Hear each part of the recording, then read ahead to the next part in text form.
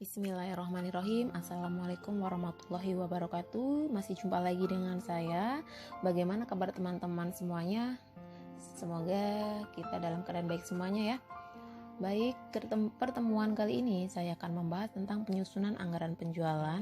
Lalu bagaimana caranya kita akan menyusun anggaran penjualan tersebut. Nah, terlebih dahulu saya akan memberikan perumpamaan. Jadi, kegiatan penjualan itu mempunyai peran yang sangat penting bagi perusahaan di dalam meningkatkan penjualannya.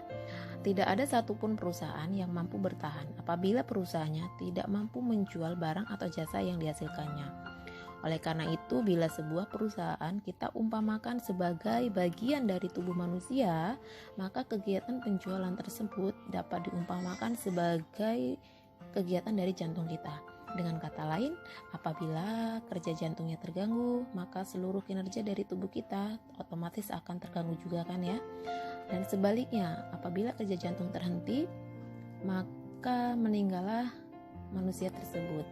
Apa yang saya kemukakan barusan itu hanya perumpamaan saja untuk mempermudah teman-teman memberi gambaran betapa pentingnya kegiatan penjualan bagi perusahaan. Dengan kata lain, dapat diartikan bahwa betapapun baiknya kegiatan lainnya, tetapi jika tidak bisa atau tidak mampu menjual barang yang dihasilkannya, maka lonceng kematian itu akan segera berbunyi. Namun sebaliknya nih, jika perusahaan mampu meningkatkan penjualannya,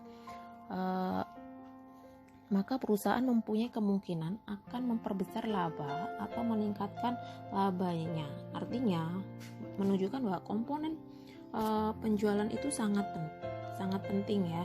Oleh karena itu, kita harus membuat perencanaan terhadap penjualan tersebut. Bagaimana caranya?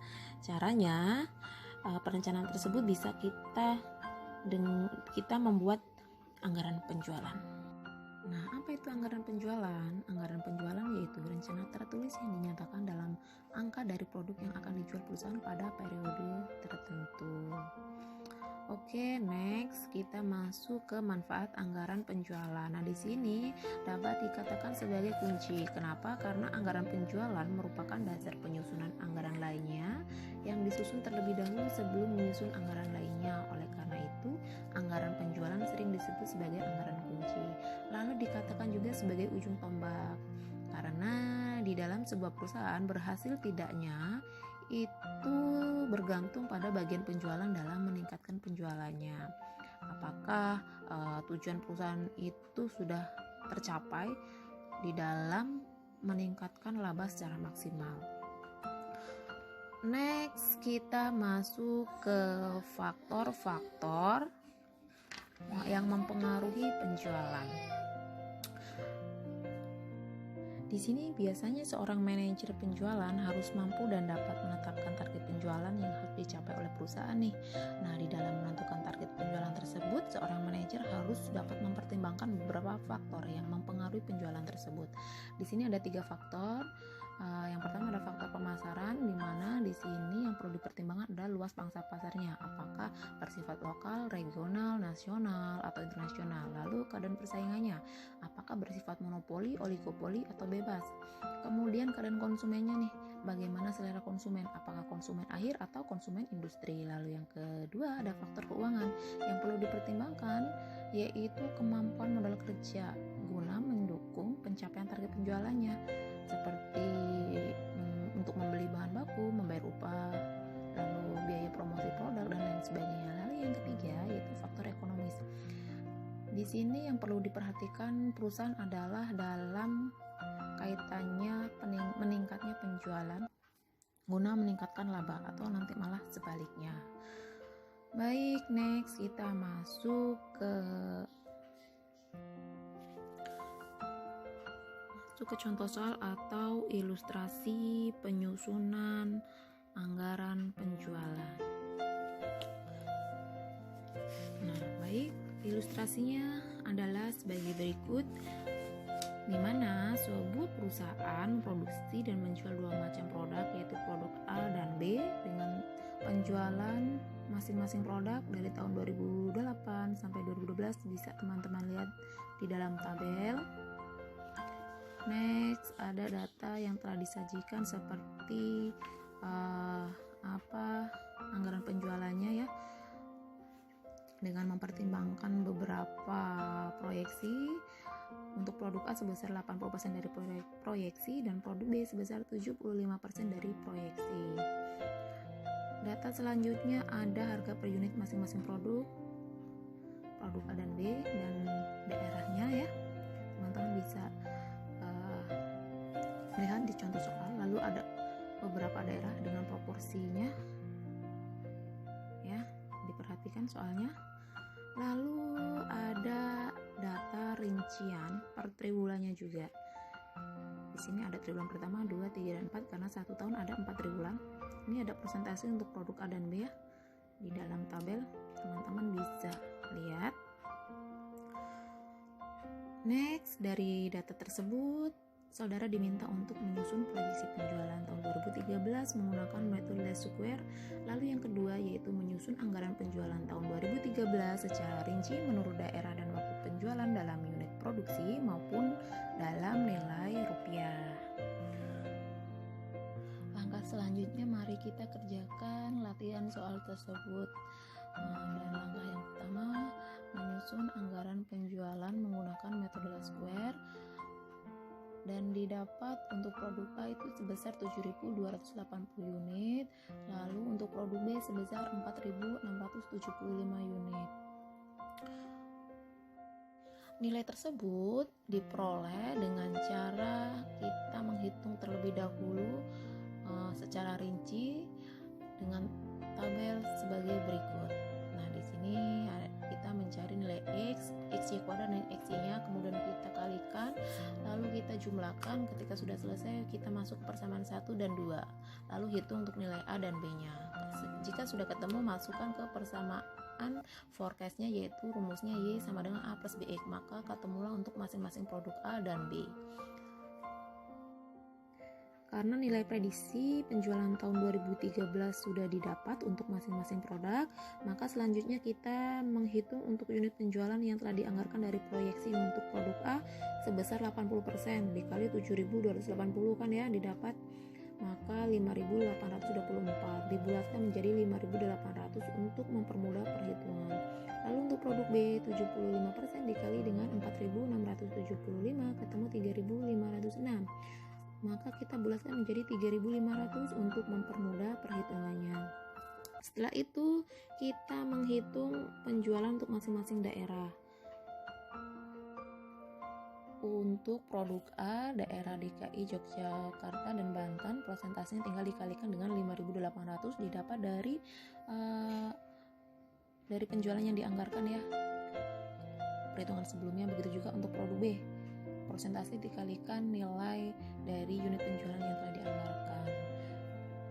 Next, kita menghitung penjualan masing-masing daerah setiap triwulannya. Di sini saya ambil contoh soal produk A untuk daerah DKI Yogyakarta. Di sini ada triwulan pertama, kedua, ketiga, dan 4. Prosentasenya kita kalikan 1.740 semua didapat dari perhitungan penjualan untuk masing-masing daerah atau perhitungan sebelumnya ya.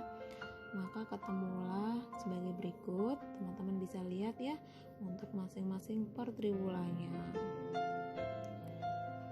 Lalu ya langkah berikutnya kita menghitung ke daerah Banten. Di sini saya ambil contoh untuk produk B, daerah Banten.